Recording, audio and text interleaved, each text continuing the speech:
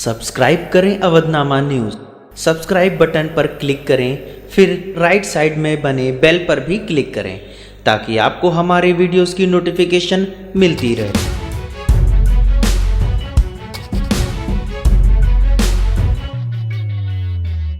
एक शाम वतन के नाम कवि सम्मेलन, मुशायरा और अवधनामा सम्मान समारोह 2020।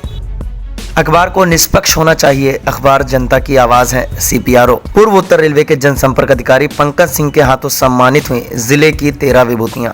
अखबार की निष्पक्षता बनी रहनी चाहिए, अखबार को निष्पक्ष होना चाहिए, अखबार जनता की आवाज है। ये बात पूर्व उत्तर रेलवे गोरखपुर के मुख्य जनसंपर्क अधिकारी पंकज कुमार सिंह ने अवधनामा द्वारा आयोजित कवि सम्मेलन, मुशायरा एवं सम्मान समारोह 2020 के मंच से कही।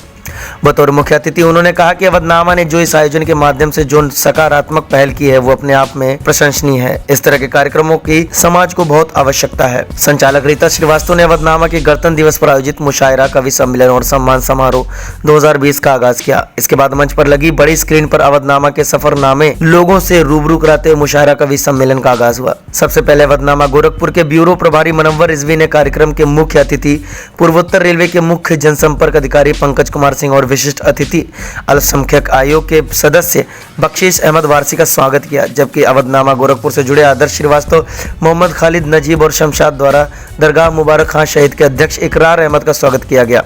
मुशायरा और कवि सम्मेलन में मिन्नत गोरखपुरी, वसीम अजहर, अब्दुल्ला जामी, शबीर अजीजी, मुबारकपुरी, सौम्य यादव, अनीता पाल सिंह, केतन यादव, आयुष चतुर्वेदी, सुल्तानपुरी और फैज कुमार बाराबंकवी ने अपने कलाम पेश किए।